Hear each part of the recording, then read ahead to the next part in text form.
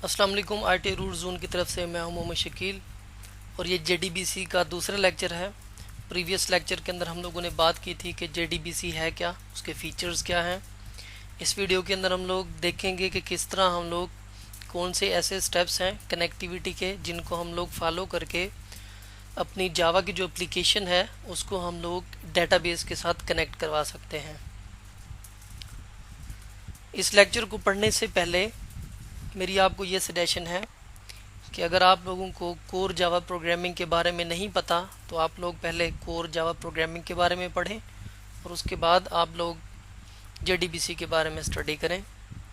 और इसी तरह अगर आप लोगों को कोर जावा प्रोग्रामिंग आती है और आप लोग जेडीबीसी का फीचर यूज़ करने जा रहे हैं तो क्योंकि हम लोग जेडीबीसी को यूज़ करेंगे, हम लोग डेटाबेस के ऊपर ऑपरेशन परफॉर्म करने के लिए जेडीबीसी को यूज़ कर रहे हैं। हम लोग डाटा को जो है परमानेंटली जाके स्टोर करें डेटाबेस के अंदर, उसके ऊपर फर्दर कोई ऑपरेशन परफॉर्म करें लाइक इंसर्शन, डिलीशन, अपडेट का हो गया, सेलेक्ट करने का हो गया, एक्सेस करना होगा जिसको हम कहते हैं। तो हमें लाजमी तौर पर एसक्यूएल के बारे में भी पता हो कि how we create a statement, how we create a query, how to execute a query, कि हम लोग एक क्यूरी जो है क्रिएट कैसे करते हैं, उसको चलाते कैसे हैं, तो ये भी हमें पता होना चाहिए। जेडीबीसी का फीचर आप लोग तभी यूज़ कर सकते हैं जब आप लोगों को कोर जावा प्रोग्रामिंग के बारे में पता हो और साथ ही आप लोगों को एसक्यूएल भी आती हो। और इसके लिए हमें कौन कौन से ऐसे टूल्स की ज़रूरत पड़ेगी कि हम लोग जाके जेडीबीसी को अपनी जावा की जो एप्लीकेशन है उसके साथ हम लोग कनेक्ट करवा सकते हैं। तो जो आईडीई आप लोग जावा के लिए यूज़ कर रहे हैं लाइक इक्लिप्स आप लोग यूज़ कर रहे हैं या आप लोग नेटबीन को यूज़ कर रहे हैं, वही आईडीई आप लोग जेडीबीसी के लिए भी यूज़ कर सकते हैं। इसके लिए आप लोगों को एक्स्ट्रा से किसी भी आईडीई की ज़रूरत नहीं है। हाँ, हम लोग जाके ड्राइवर्स वगैरह लोड करते हैं तो हम लोग तरीका जाके जब प्रैक्टिकल हम परफॉर्म करेंगे तो हम जाके देखेंगे कि नेटबीन के अंदर हम लोग ड्राइवर्स को कैसे लोड करवाते हैं। और दूसरी चीज़ हमें ज़रूरत पड़ेगी सर्वर की, क्योंकि हम लोग कोई भी एक सर्वर यूज़ करेंगे जो कि हमें डेटाबेस की फैसिलिटी प्रोवाइड करेगा और उस डेटाबेस के अंदर जाके हम लोग टेबल्स बनाएंगे, उन टेबल्स के अंदर जाके हम लोग डाटा को स्टोर करेंगे और डिफरेंट किस्म के हम लोग ऑपरेशंस परफॉर्म करेंगे। वीडियो लेक्चर्स की सीरीज़ के अंदर मैं यूज़ करूँगा आईडी नेटबीन को और मैं सर्वर के तौर पर यूज़ करूँगा जैम कंट्रोल पैनल को, जो कि हमें MySQL सर्वर की फैसिलिटी प्रोवाइड करता है और इसमें जाके हम लोग MySQL को यूज़ करेंगे। अगर आपके कंप्यूटर के अंदर ये इंस्टॉल नहीं है तो आप लोग JDK का कोई एडिशन जो है 7 या 8 उसको आप लोग इंस्टॉल करें और उसके बाद आप लोग नेटबीन को इंस्टॉल करें और आप लोग जैम का जो कंट्रोल पैनल है उसको आप लोग इंस्टॉल कर लें, ताकि नेक्स्ट लेक्चर के अंदर जब हम लोग इसको प्रैक्टिकली परफॉर्म करें तो आप लोगों को किसी किस्म का कोई मसला ना हो। तो हम लोग देखते हैं कौन से ऐसे स्टेप्स हैं जिनको हम लोग फॉलो करके अपनी जो जावा की हमारी एप्लीकेशन है उसको हम लोग डेटाबेस के साथ किस तरह कनेक्ट करवाएंगे। तो स्टेप नंबर 1 अगर हम लोग देखें तो ये है कि हम लोग सबसे पहला जो काम करते हैं जब हम लोग एप्लीकेशन को डेटाबेस के साथ कनेक्ट करवाने जा रहे हैं तो हमें सबसे पहला जो काम करना पड़ता है वो है हम लोग ड्राइवर्स को लोड करवाते हैं। अब ड्राइवर्स को लोड करवाने के दो मेथड हैं। एक तो आप लोग डायरेक्टली रन टाइम पे जाके जो है ड्राइवर्स को लोड कर सकते हैं। दूसरा तरीका ये है कि आप लोग ड्राइवर्स को खुद से रजिस्टर भी करवा सकते हैं। तो पहले मेथड के अंदर हम लोग बात करें तो हम लोग क्लास डॉट फॉर नेम का जो मेथड है ये क्लास के अंदर मौजूद है, इसको हम लोग कॉल करते हैं। इसके दो एडवांटेजेस हैं। जब भी हम लोग क्लास डॉट फॉर नेम का मेथड कॉल करते हैं तो जो ड्राइवर्स हैं कंट्रोल उनको मेन मेमोरी के अंदर रन टाइम पे लोड करवा देता है। दूसरा इसका फ़ायदा ये है कि हमें क्लास का जो ऑब्जेक्ट है उसको क्रिएट करने की ज़रूरत नहीं है। नॉर्मली हम लोग जावा के अंदर जितनी भी क्लासेस यूज़ करते हैं उन क्लासेस के जो हमारे इंस्टेंस वेरिएबल्स होते हैं वो हम लोग जाके क्रिएट करते हैं, क्योंकि हमें क्लास के अंदर जो मेथड्स पड़े होते हैं या क्लास के अंदर जो डाटा मेंबर्स पड़े होते हैं उनको यूज़ करने के लिए, उनकी फंक्शनैलिटी परफॉर्म करने के लिए हमें लाजमी तौर पर क्लास का ऑब्जेक्ट नॉर्मली क्रिएट करना पड़ता है। तो अगर हम लोग जेडीबीसी के अंदर ड्राइवर्स को लोड करवा रहे हैं तो हम क्लास डॉट फॉर नेम का जो मेथड है क्लास के अंदर मौजूद है हम इसको डायरेक्टली कॉल करवा सकते हैं, हमें क्लास का ऑब्जेक्ट क्रिएट करने की ज़रूरत नहीं है। तो एज एग्जांपल आप लोग देख सकते हैं, हम लोग इसको थोड़ा यहाँ पे मैं आपको हाईलाइट करके दिखाता हूँ। फर्स्ट मेथड की हम लोग बात कर रहे थे, क्लास डॉट फॉर नेम का मेथड हम लोग कॉल करेंगे। फर्स्ट इसका एडवांटेज ये है कि हमें जो है खुद से ड्राइवर्स लोड नहीं करने पड़ेंगे। हम लोग जब इस क्लास डॉट फॉर नेम के मेथड को कॉल करेंगे तो रन टाइम पे ऑटो ही हमारे जो ड्राइवर्स हैं वो मेन मेमोरी के अंदर लोड हो जाते हैं। और दूसरा इसका एडवांटेज ये है कि हमें क्लास का जो ऑब्जेक्ट है वो भी क्रिएट करने की ज़रूरत नहीं है।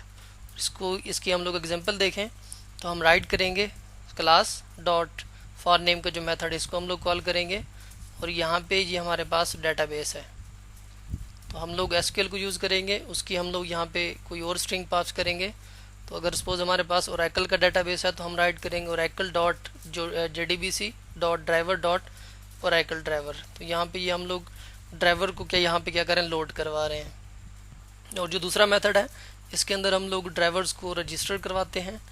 तो इसके लिए हमें जो क्लास के अंदर बिल्ड इन स्टैटिक मेंबर हैं उनको हमें कॉल करना पड़ता है। और क्लास के अंदर जो कंस्ट्रक्टर है, आई होप के कंस्ट्रक्टर के बारे में आपको पता होगा, हमें जो कंस्ट्रक्टर है इसको कंपाइल टाइम पे कॉल करना पड़ता है।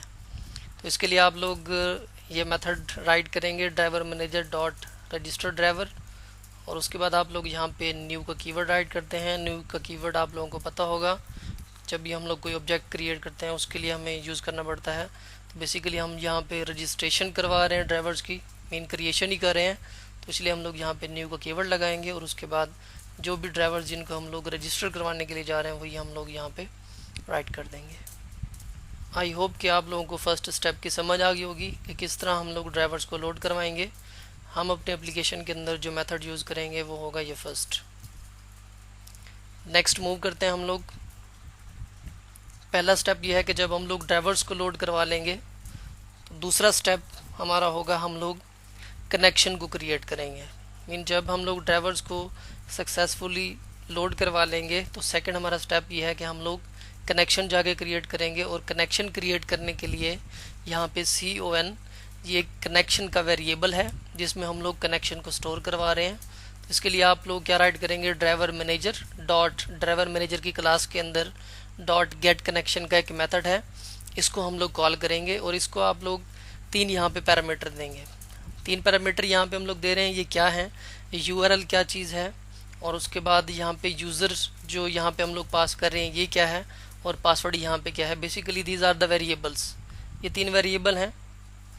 इसको मैं परफॉर्म करके यहाँ पे आप लोगों को दिखा देता हूँ। अगर हम लोग यूज़र की बात करें तो URL की अगर हम लोग बात करें तो URL जैसे हम लोग अगर सपोज हम लोग लोकल होस्ट को यूज़ करते हैं तो हम लोग राइट करते हैं लोकल होस्ट। आप लोग जो कंट्रोल पैनल उसमें से जाके सर्वर को स्टार्ट करते हैं और आप लोग URL में जाके राइट करते हैं लोकल होस्ट, और डायरेक्टली आप लोग पोर्ट नंबर से भी उस कंट्रोल पैनल को एक्सेस कर सकते हैं। तो हम लोग यहाँ पे URL के अंदर पास करेंगे जो भी हमारा सर्वर का नेम है जिससे हम लोग उसको एक्सेस करें। जिन लोगों ने XAMPP कंट्रोल पैनल के ऊपर काम किया है तो वो अगर सर्वर को एक्सेस करना चाह रहे हैं तो वो जाके राइट करते हैं URL के अंदर लोकल होस्ट। तो URL यहाँ पे बेसिकली क्या होगा, लोकल होस्ट, और स्लैश लगा के उसके अंदर जो आपने डेटाबेस क्रिएट किया है वो भी आप साथ राइट कर सकते हैं। तो कंप्लीट हमारा URL क्या बनेगा कि हम लोग सर्वर का नेम स्लैश क्या करेंगे, डेटाबेस का जो नेम होगा वो हम लोग यहाँ पे पास करेंगे। और दूसरा स्टेप जो है इसके अंदर हम लोग पास करेंगे यूज़र। यूज़र क्या है यहाँ पे, यूज़र अगर आप लोगों ने XAMPP कंट्रोल पैनल को यूज़ किया है तो उसमें यूज़र बाय डिफ़ॉल्ट होता है रूट। तो यहाँ पे हम लोग पास करेंगे रूट को। मीन URL कोई वेरिएबल है, इसके अंदर हम लोगों ने पाथ स्टोर किया हुआ है, और यूज़र ये भी कोई वेरिएबल है, इसके अंदर हम लोगों ने सपोज रूट को स्टोर किया हुआ है। और पासवर्ड बाय डिफ़ॉल्ट कोई भी नहीं होता, एम्प्टी होता है, तो हम लोग इसको एम्प्टी भी छोड़ सकते हैं। उसके बाद थर्ड जो स्टेप है, जब हम लोग ड्राइवर्स को लोड करवा लेंगे और हम लोग कनेक्शन को भी क्रिएट कर देंगे तो थर्ड हमारा जो स्टेप है उसमें जाके हम लोग स्टेटमेंट को क्रिएट करेंगे। बेसिकली स्टेटमेंट क्या है, क्यूरी होती है। क्यूरी को क्रिएट करना मीन हम लोग क्या करें, स्टेटमेंट क्रिएट करें। सपोज हम लोग इंजर्शन का ऑपरेशन परफॉर्म करें, इंसर्ट की क्यूरी अप्लाई करें, डिलीट की क्यूरी अप्लाई करें, तो उसको हम कहेंगे यहाँ पे क्रिएट स्टेटमेंट। हम लोग स्टेटमेंट किस तरह क्रिएट करेंगे, आप लोग राइट करेंगे स्टेटमेंट और ST यहाँ पे इसका वेरिएबल है, हम लोग यहाँ पे इसका इंस्टेंस यूज़ करें, और उसके सामने इक्वल टू लगा के आप लोग जो भी आप लोगों ने कनेक्शन का वेरिएबल यूज़ किया होगा उसकी मदद से आप लोग क्या करेंगे, स्टेटमेंट क्रिएट करेंगे। क्रिएट स्टेटमेंट यहाँ पे एक मेथड है जो कि कनेक्शन की क्लास के अंदर मौजूद है, और उसको आप लोग यहाँ पे क्या करवाएंगे, कॉल करवाएंगे। तो यहाँ पे हमारा जो कनेक्शन है वो क्या काम करेगा, स्टेटमेंट को क्रिएट करके ST के अंदर क्या करवा देगा, स्टोर करवा देगा।